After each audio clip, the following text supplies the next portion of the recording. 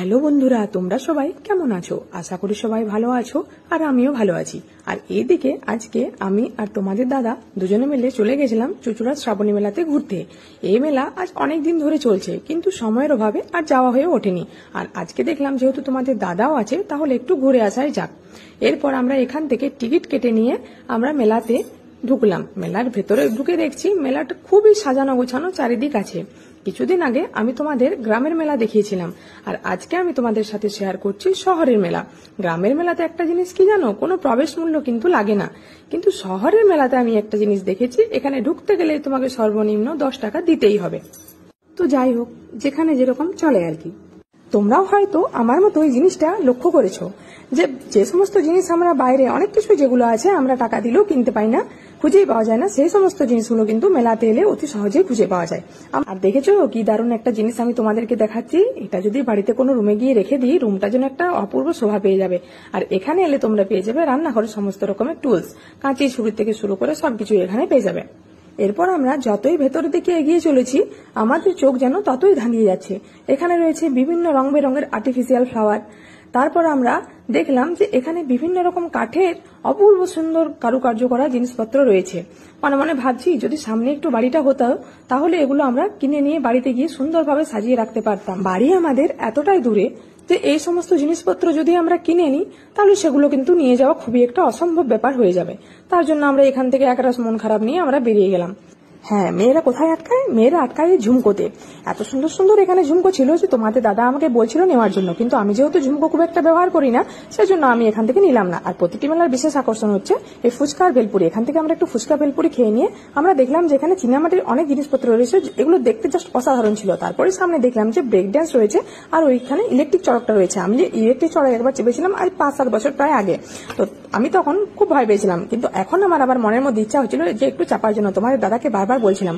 তারপর সাইডে দেখলাম যে মথুরা কেক রয়েছে। মথুরা কেক কি, এটা তো আমরা কখনো খাইনি, বারবার অ্যানাউন্সমেন্ট হচ্ছিল, তার জন্য এখানে আমরা চলে এলাম এটা টেস্ট করার জন্য। এখানে দেখলাম যে ময়দা, ঘি, চেরি, কিশমিশ, মধু এই সমস্ত দিয়ে কেকটা বানানো হচ্ছে। যাই হোক, আমরা কেকটা নিলাম, খেতে দেখলাম খুব একটা খারাপ লাগলো না, মোটামুটি ভালোই লাগলো। তোমাদের দাদাও দেখলাম সো আনন্দে কেকটা খেয়ে নিল। এই যে দেখো, আমিও 2-1 কামড় দিয়েছি। আমি দেখলাম যে একটা মকটেল এন্ড লাস্সির একটা স্টল আছে।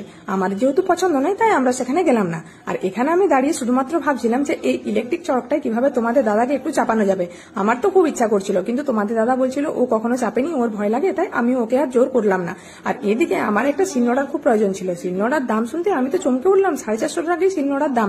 তো আমার যেহেতু বাঁকুড়ায় বাড়ি, ওখানে শুশুনিয়া পাহাড়ে অনেক ভালো শিল পাওয়া যায়। আমি সিদ্ধান্ত নিয়েছি আমি ওখান থেকে একটা গিয়ে নিয়ে আসবো। একটু এগিয়ে আসতে দেখলাম এখানে বিভিন্ন রকমের চুড়ি রয়েছে। তোমার দাদাকে বলছিলাম এখান থেকে যদি কিনে দিয়ে রেশমি চুড়ি শ্যুটটা করতাম তাহলে কিন্তু মন্দ হতো না। তারপর একটু এগিয়ে আসতে দেখলাম এখানে আরো অনেক রকমের স্টল রয়েছে। তারপর আমরা দেখলাম যে এখানে কাচের অনেক রকমের গ্লাস, কাপ থেকে শুরু করে অনেক জিনিস কিন্তু এখানে আছে। এটা তো মনোযোগ দিয়ে দেখছো, তুমি জাম্প করবে নাকি? এখানে জাম্প করার ইচ্ছা আছে নাকি? তাই তো মনে হচ্ছে। বড় চড়ক ছেড়ে শেষকালে এই জাম্পিং এ। আর এদিকে এই দাদা যে একটু ফাঁকা পেয়েছে, অমনিটা নিজের যেন ছোটবেলায় ফিরে চলে গেছে। কথায় আছে না, দিল তো বাচ্চা হ্যাঁ জি। এই মেলায় ঘুরতে ঘুরতে দারুণ একটা জিনিস আমাদের চোখে পড়েছে, আর এই বিষয়টা কি সেটা তোমাদের দাদাই তোমাদেরকে বলবে।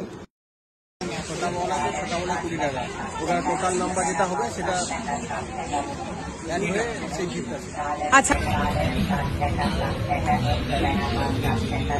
একদম ধারে করে দাও তাহলে যদি একে আছে। এরপরে ও একটার পর একটা বলকে গড়িয়ে ফেলতে লাগলো, কিন্তু ব্যাপারটা হচ্ছে কপালে যদি না থাকে কিছুই করার নেই, দেখা যাক কি হয়। 18টা আছে।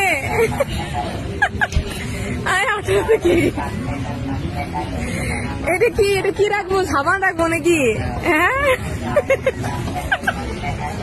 যাক ঠিকই আছে। আমি তো মেলা থেকে 0 টাকার খালি হাতেই ফিরেছি, তুমি তাও কিছু পেয়েছো, ঠিকই আছে।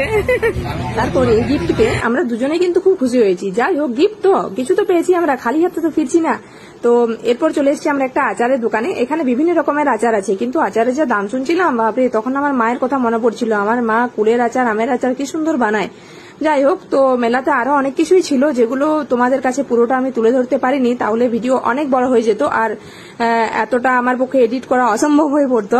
তো যেটুকু পারলাম আমি তোমাদের দেখালাম। তো কেমন হয়েছে ভিডিওটা তোমরা আমাকে অবশ্যই কমেন্টে জানাবে। তোমাদের কমেন্টের অপেক্ষায় আমি থাকলাম। তোমরা ভালো থাকবে, দেখা হবে আবার পরের কোনো একটি ব্লগে।